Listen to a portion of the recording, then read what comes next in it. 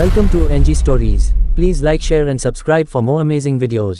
वीर सावरकर पर टिप्पणी करना बहुत आसान है, लेकिन यदि उनकी जीवन यात्रा को करीब से देखेंगे तो मन आदर से भर जाएगा। सरदार भगत सिंह ने अपने एक लेख में विनायक दामोदर सावरकर के लिए वीर और पूजनीय जैसे आदरसूचक विशेषणों का उपयोग किया। वीर सावरकर की क्रांतिकारी गतिविधियों, विचारों एवं संगठन क्षमता से अंग्रेज भयभीत हो गए थे। अंग्रेजों ने सावरकर को पकड़कर काला पानी भेज दिया। अंग्रेज उनके नाम से इतने डरे हुए थे कि अंडमान में सावरकर को डेंजर कैटेगरी में रखा गया। ऐसा पहली बार हुआ कि किसी व्यक्ति को 2 बार आजीवन कारावास की सजा सुनाई गई हो। आगे चलकर उन्होंने अपनी संपूर्ण प्रतिभा से देश की सेवा की। विनायक दामोदर सावरकर एक ऐसे क्रांतिकारी थे जिन्होंने अपने चिंतन, लेखन और ओजस्वी वक्ता होने की वजह से ब्रिटिश शासन को हिला डाला था। भारत की स्वतंत्रता में सावरकर का योगदान अमूल्य रहा है। उन्होंने देश के भीतर और बाहर रहते हुए आज़ादी के लिए क्रांतिकारी गतिविधियों को चलाया और कई अन्यों के लिए प्रेरणास्रोत भी बने।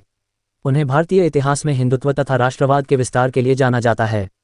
सावरकर को अंडमान निकोबार द्वीप समूह स्थित सेल्यूलर जेल में यातनाएं दी गई। नासिक जिले के कलेक्टर जैक्सन की हत्या के लिए नासिक षड्यंत्र कांड के अंतर्गत इन्हें 8 अप्रैल 1911 को काला पानी की सजा सुनाई गई और सेल्यूलर जेल पोर्ट ब्लेयर भेज दिया गया। वीर सावरकर को सेल्यूलर जेल की तीसरी मंजिल की छोटी सी कोठरी में रखा गया था। कैद में सावरकर के हाथों में हथकड़ियां और पैरों में बेड़ियां जकड़ी रहती थीं। वीर सावरकर के साथ ही यहाँ पर उनके बड़े भाई गणेश सावरकर भी कैद थे, लेकिन उन्हें इसकी कोई जानकारी नहीं थी। 10 वर्षों तक सावरकर इस काल कोठरी में एकाकी कैद की सजा भोगते रहे। यहाँ पर वह अप्रैल 1911 से मई 1921 तक रहे। सेल्यूलर जेल में उन क्रांतिकारियों को रखा जाता था जिनसे ब्रिटिश शासन खौफ खाता था। सावरकर ने ही एक बार वहां पर कैदियों पर होने वाली जातियों के बारे में बताया था।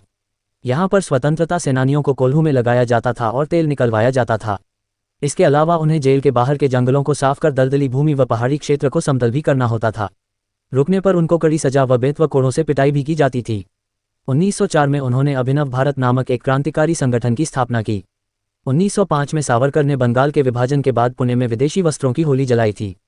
26 फरवरी 1966 में 82 वर्ष की उम्र में उनका बंबई में निधन हो गया था।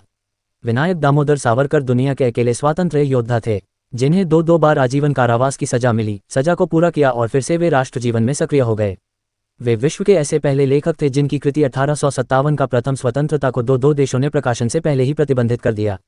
वे पहले स्नातक थे जिनकी स्नातक की उपाधि को स्वतंत्रता आंदोलन में भाग लेने के कारण अंग्रेज सरकार ने वापस ले लिया। वीर सावरकर पहले ऐसे भारतीय विद्यार्थी थे जिन्होंने इंग्लैंड के राजा के प्रति वफादारी की शपथ लेने से मना कर दिया। फलस्वरूप उन्हें वकालत करने से रोक दिया गया। उन्होंने ही सबसे पहले पूर्ण स्वतंत्रता को भारत के स्वतंत्रता आंदोलन का लक्ष्य घोषित किया। वे ऐसे प्रथम राजनीतिक बंदी थे जिन्हें विदेशी भूमि पर बंदी बनाने के कारण हेग के अंतर्राष्ट्रीय न्यायालय में मामला पहुंचा। वे पहले क्रांतिकारी थे जिन्होंने राष्ट्र के सर्वांगीण विकास का चिंतन किया तथा बंदी जीवन समाप्त होते ही जिन्होंने अस्पृश्यता आदि कुरीतियों के विरुद्ध आंदोलन शुरू किया।